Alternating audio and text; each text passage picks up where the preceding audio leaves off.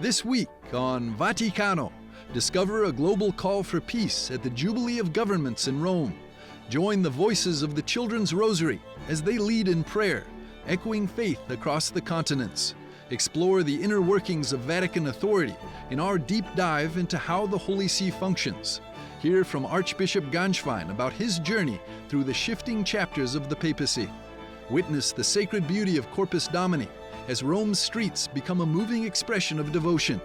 Vaticano starts now.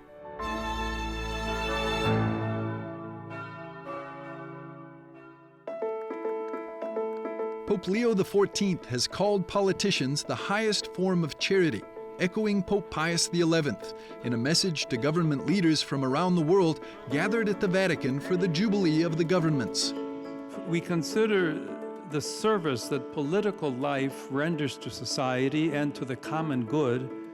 It can truly be seen as an act of Christian love. More than 68 national delegations attended the special Jubilee weekend, an event that reaffirms the Church's dialogue with civil authority. Among them, Italian Prime Minister Giorgia Meloni and top ministers stood alongside diplomats and civil servants in the Vatican. The gathering wasn't just symbolic. Pope Leo XIV went on to warn that ignoring the cries of the poor leads to injustice and war, calling on governments to promote equitable resource distribution as a path to peace. Those who live in extreme conditions cry out and often find no ear willing to hear their plea. This imbalance generates situations of persistent injustice, which readily lead to violence and sooner or later to the tragedy of war. Sound politics, on the other hand, by promoting the equitable distribution of resources, can offer an effective service to harmony and peace, both domestically and internationally. The participants walked through the Holy Door of St. Peter's Basilica, symbolizing a spiritual renewal of their mission as public servants. The largest single delegation came from Italy's National Institute of Social Security, known as INPS. Over 5,000 employees traveled from every region of Italy to represent their commitment to public service. Leading the delegation was Valeria Wittenberger, Director General of INPS, who highlighted how the Church's social teaching continues to inspire their mission. The Church's social doctrine and this new Pope's inspiration drawn from Rerum Novarum give us great momentum because they always lead us to place at the center the dignity of work and the dignity of the person, to understand that behind every one of our actions there is a human being. Francesco Militello echoed the Jubilee's theme of hope, joining not only as a leader, but as a husband and father. It means a lot because the theme of hope is very dear to us, especially in this delicate moment in history when we see so much suffering in the world. Taking part in these occasions is, for us, a way to pray. As evening fell, Jubilee participants gathered outside St. Peter's Square for a concert titled Harmonies of Hope.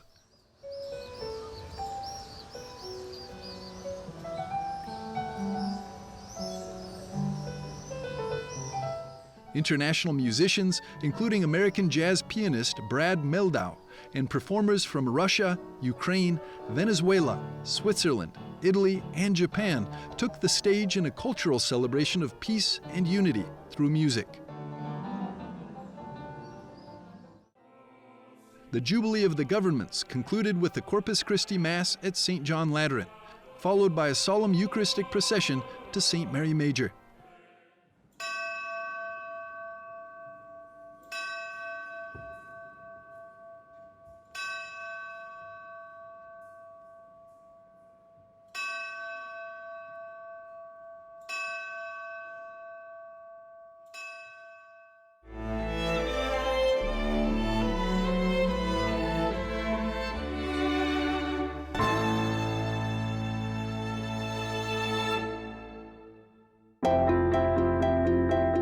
During the Jubilee for families in Rome, 2 American pilgrims are drawing attention, wearing T-shirts that read Children's Rosary.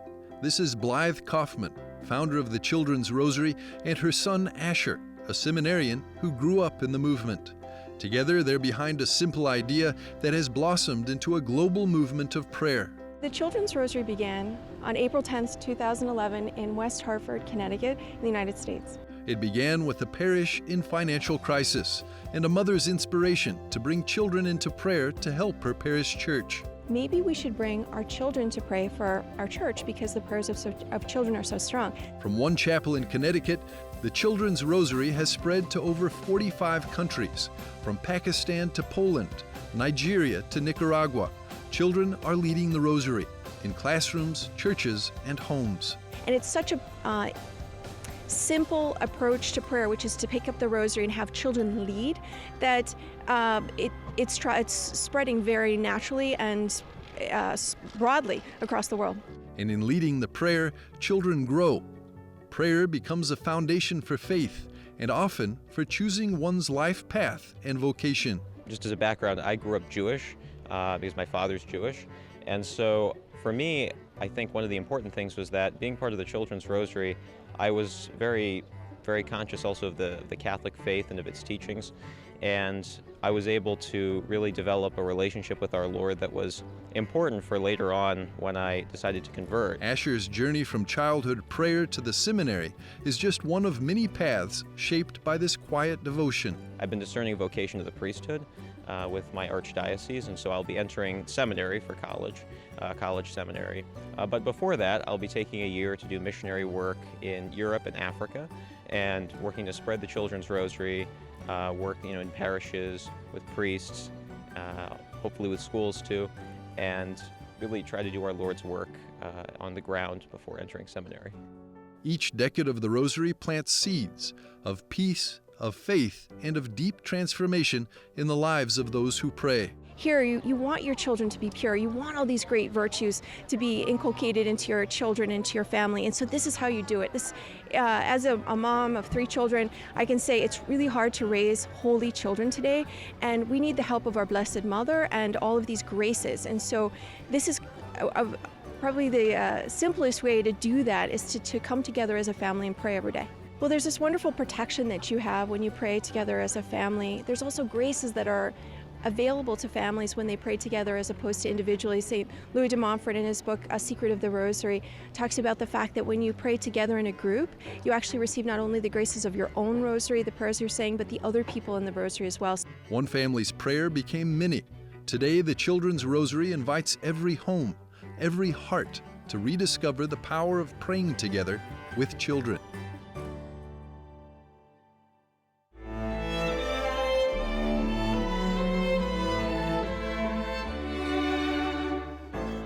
Coming soon, discover how the Holy See functions and guides the Church worldwide.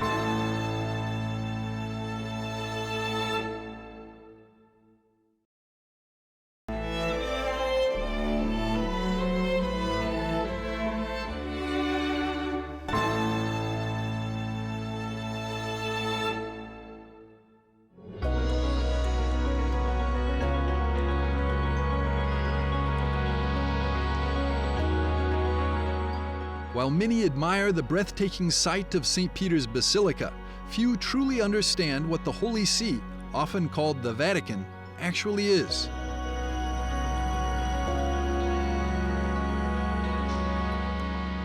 Even fewer realize that the Holy See is distinct from Vatican City-State, the tiny 44-hectare territory, the smallest country in the world, where the Holy See carries out its mission. The Pope, in order not to be subordinate to or dependent on any political power, and to be able to engage with the entire world, with its various political realities without issue, and above all to defend the faith without external influence, has always needed throughout history a certain autonomy from political authority. His Excellency, Bishop Juan Ignacio Arrieta, one of today's foremost experts on canon and Vatican state law, explains to us that such an independence is guaranteed by the microscopic territory of the Vatican City, hidden behind the high walls and protected by the ancient military corps of the Pope, the Pontifical Swiss Guard, alongside the Vatican Police, called the Gendarmerie. Holy See, or La Santa Sede, instead is the central governing authority of the Catholic Church, headed by the Pope, the only absolute sovereign in Europe. The mission of the Holy See is to exercise the supreme authority and jurisdiction over the Church, serving as a spiritual and administrative center for the worldwide Catholic community. La Santa Sede, cioè si chiama Santa Sede. It is called the Holy See because it is the See of Peter, the chair of Peter, so to speak, in the strict sense. And the Pope is the successor of Peter. Over time, the Holy See has developed in a broader sense, and today it refers to the set of institutions that assist the Pope in governing the Church. The primary structure that assists the Pope in governing the Church is called the Roman Curia, a special body that helps him administer the Church worldwide. It consists of the administrative institutions of the Holy See, through which the affairs of the Catholic Church are managed. The Curia is made up of 16 dicasteries, with the dicastery for the doctrine of the faith holding a central role. Especially significant during this Jubilee year is the dicastery for evangelization, which is responsible for organizing the celebrations. Other institutions within the Roman Curia include the judicial bodies, the Apostolic Penitentiary, the Roman Rota, and the Apostolic Signatura, as well as economic offices led by the Secretariat for the Economy. There are also various other offices, such as the Office for the Liturgical Celebrations of the Supreme Pontiff. The most important is the Secretary of State, that, as you know, it has three sections, mainly one for the internal affairs of the Church and one for the external relationships between the Holy See and the nations, and also has a third part that is to judge the problems of the diplomatic offices. Working in close cooperation with the Secretariat of State are 16 dicasteries, each headed by a prefect, assisted by a secretary and an undersecretary. The dicasteries are like various departments or ministries in a state, serving the Pope in the governance of the Universal Church. They are distinguished by their area of responsibility or the groups of people they deal with. For example, the dicastery for bishops, the dicastery for the clergy, the dicastery for the causes of saints, and so on. Bishop Juan Ignacio Arrieta is not only a professor of canon law, but since 2007, he has also served as the secretary of the Dicastery for Legislative Texts, which EWTN had the unique opportunity to visit recently. Located just off St. Peter's Square, this dicastery handles matters of canon law from across the globe. È un diritto che It is a legal system that is present and enforced across all 5 continents and in every culture, and it must interact with very different state legal systems, such as those of the United States, the Philippines, and India. This is the distinctive feature of this church law, which is very flexible and serves to engage with different realities while remaining consistently effective across very diverse cultures. sempre in vigore in culture molto differenti. The Holy See's influence reaches far beyond the Vatican and Rome. Recognized as a sovereign entity under international law, it maintains representatives at the United Nations offices in New York and Geneva, as well as permanent observers at UNESCO in Paris and the World Food Programme in Rome. It is also empowered to establish diplomatic relations with states worldwide. La Santa Sede è stata la prima. The Holy See was the first to have what are now called ambassadors, a permanent diplomatic representative in a country. At the end of the 15th century, the Holy See had representatives accredited to the King of Spain and to the Doge of Venice. Davanti al Doge di Venezia. Today, the Holy See maintains diplomatic relations with over 180 states and has nuncios stationed around the world. Der Unterschied zwischen einem Nuntius und The difference between a nuncio and an ambassador, although the name is the same, one is German, the other Latin, the key difference is that the nuncio represents the Holy See not only to the government and culture of our country, but also importantly to the local bishops and churches. In other words, the nuncio has two roles, one in diplomacy and one within the church. His Excellency Archbishop Gänswein, former private secretary to Pope Benedict XVI, has now served as nuncio to the Baltic states for 6 months. As he emphasizes, the Holy See's centuries of diplomatic experience are an invaluable asset. das sind sehr viele Informationskanäle aus ganz unterschiedlichen There are so many information channels from very different perspectives. This is something that is very important for decisions taken by the Pope or by the Holy See. And there is not just information, but also a valutazione, as we say in Italian, which means an assessment or evaluation of the facts. Sagen wir im Italienisch, das heißt eine Beurteilung oder eine Einschätzung. The Holy See, operating within the Vatican city-state, is one of the most influential entities in the world. It is headed by the Roman Pontiff, who, although no longer wielding the temporal power once held by the Papal States, remains immensely powerful due to the vast authority and respect he commands worldwide.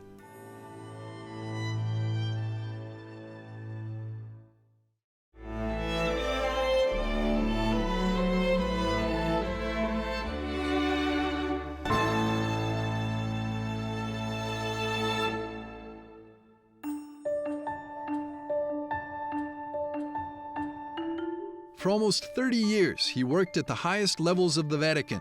Now, for the past year, he's been working on the periphery and is confronted with the reality of war on a daily basis.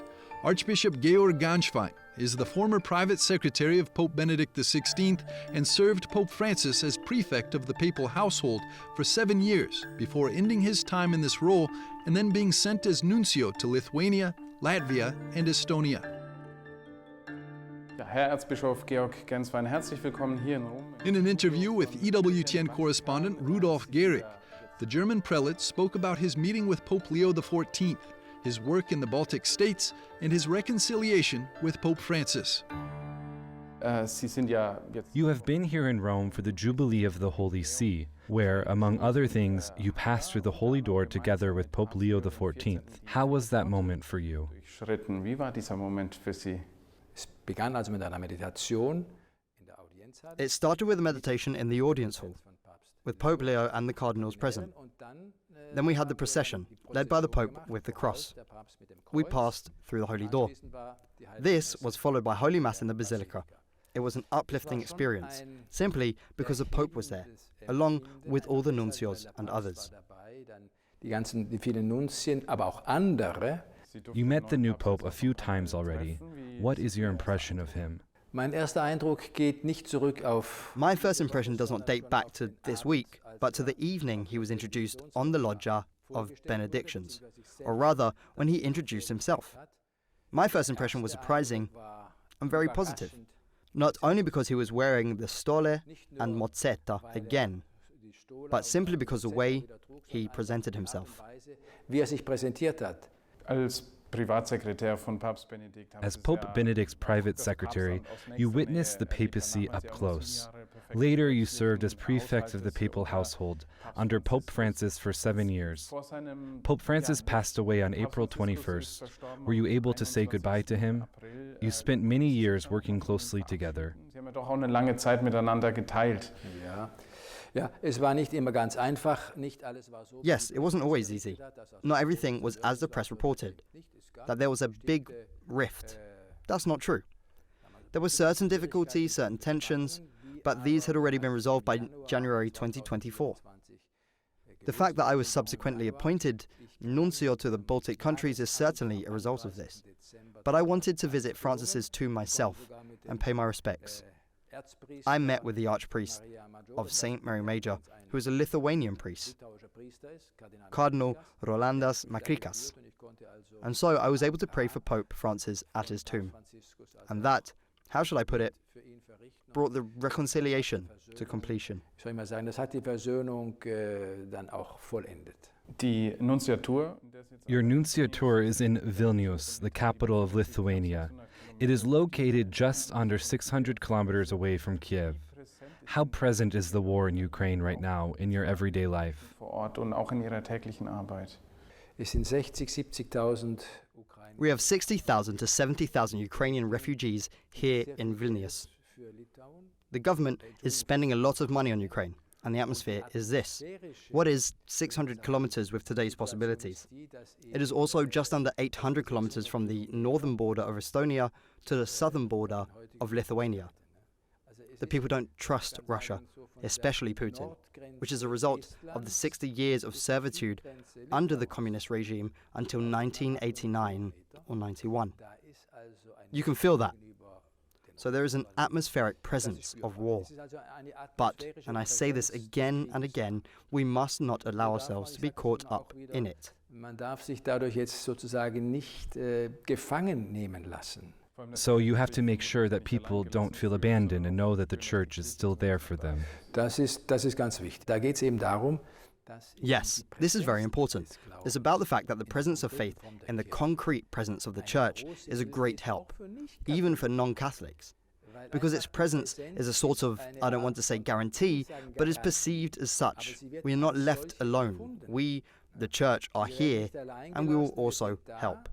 Und wir werden auch helfen und es wird auch viel getan. Super, Herr Erzbischof, vielen Dank, dass Sie... Thank you very much for your time and all the best for the future. Thanks for inviting me.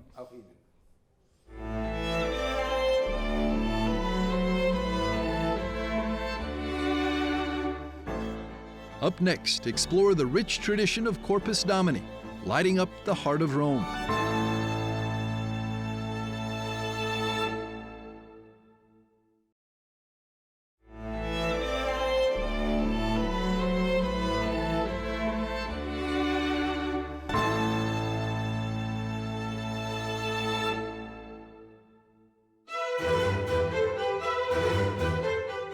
It is one of the most beautiful and evocative liturgical celebrations to take place in the streets of Rome, the Corpus Domini procession, like the one led by Pope Leo XIV last Sunday, traces its origins to an event nearly 800 years ago in the medieval lakeside town of Bolsena, about 100 kilometers north of Rome.